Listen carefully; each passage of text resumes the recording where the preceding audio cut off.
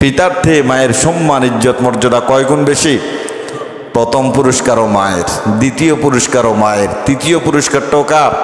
মায়ের। বাবাকে আল্লাহ হাবিব সাল্লাল্লাহু আলাইহি ওয়াসাল্লাম সান্ত্বনা পুরস্কারটা দিয়েছেন। কারণ হলো আল্লাহ তাআলা বলেন হামালাতহু উম্মুহু, আমাদেরকে গর্ভে ধারণ করেছে কে? বলেন না কথা, আমাদেরকে গর্ভে ধারণ করেছে কে? মা। বাবা কি গর্ভ ধারণ করে? না, মা গর্ভে ধারণ করেছে। আর একটা সন্তান গর্ভ থেকে মাকে যে কত কষ্ট দেয় এটা আমরা পুরুষরা বুঝতে পারবো না। এই জন্য আল্লাহর হাবিব মায়ের সম্মান ইজ্জত বাড়ায় দিয়েছেন। হামালাতহু উম্মুহু, সন্তানকে গর্ভে ধারণ করে মা। ওয়াহনান আলা ওয়াহনিউ, কষ্টের পর কষ্ট করে সন্তানটাকে লালন পালন করেন কে? মা।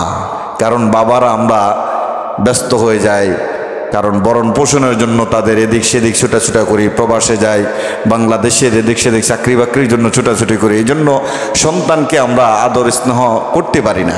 আর এই সন্তানকে মা অনেক কষ্টের পর কষ্ট করে কি করেন? লালন পালন করেন। ওয়াফিসালুহু ফি আমাইন, মা সন্তানকে কয় বছর দুধ খাওয়ান?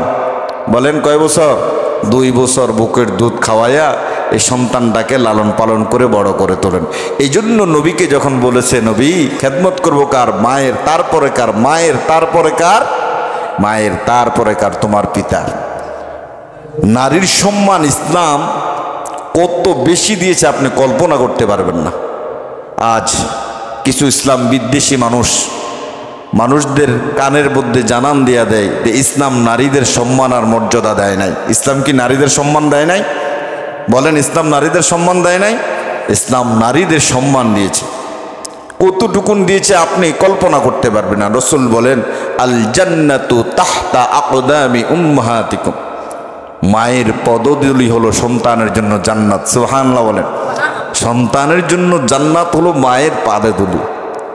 আর জান্নাত এত দাম, জান্নাতের একটা চেয়ারের দাম কত জানেন? পৃথিবীটা যদি আপনি বিক্রি করে দেন জান্নাতের একটা চেয়ারের মূল্য হবে না। সুবহানাল্লাহ বলেন। একবার নয় 10 বারও যদি আপনি বিক্রি করে দেন তারপরে জান্নাতের একটা চেয়ারের মূল্য হবে।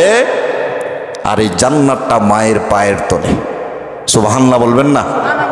জান্নাতটা কোথায়? মায়ের পায়ের তলে। এই জন্য মা বাবার খেদমত করতে হবে।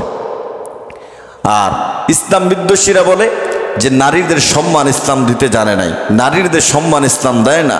তো নারীদের সম্মান ইসলাম দিয়ে না দেয় নাই, কে দিয়েছে? কে দিয়েছে?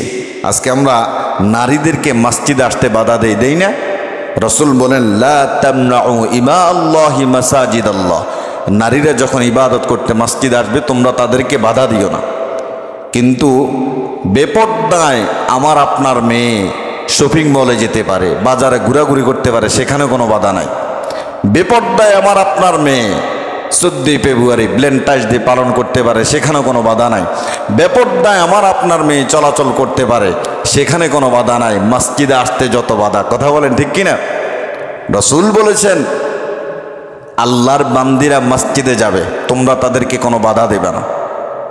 অনেক মুফাসসিরে কেরামরা বলে ফিতনা হবে, এই জন্য তাদেরকে মসজিদে যেতে নিষেধ করেছেন। ফিতনা কেন হবে? পর্দা করে নারী এক পাশে আসবে, পুরুষ এক পাশে আসবে। নারীরা পিছনে দাঁড়ায় নামাজ আদায় করবে, পুরুষ সামনে দাঁড়ায় নামাজ পড়বে। বাইতুল্লাহ পড়ে না? বলেন কাবা শরীফ পড়ে না? কাবা শরীফ তো সেখানে গিয়ে একসাথে নামাজ আদায় করতেছে, সেখানে তো কোনো ফিতনা হয় না। আর আমার বাংলাদেশের মসজিদে নারীরা আসলে নাকি ফিতনা হবে? অর্থাৎ নারীদেরকে আমরা জামাত থেকে মাহরুম করে রাখতেছি। আল্লাহ তাআলা আমাদেরকে বুঝার তৌফিক দান করুক, আমিন বলেন।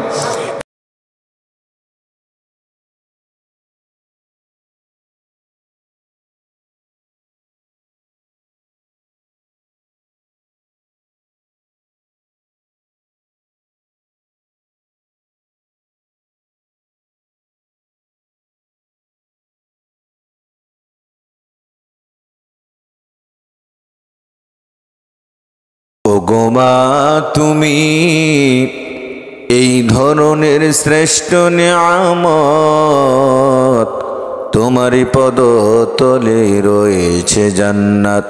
ওগো মা তুমি এই ধরনের শ্রেষ্ঠ নিয়ামত, তোমারই পদতলে রয়েছে জান্নাত।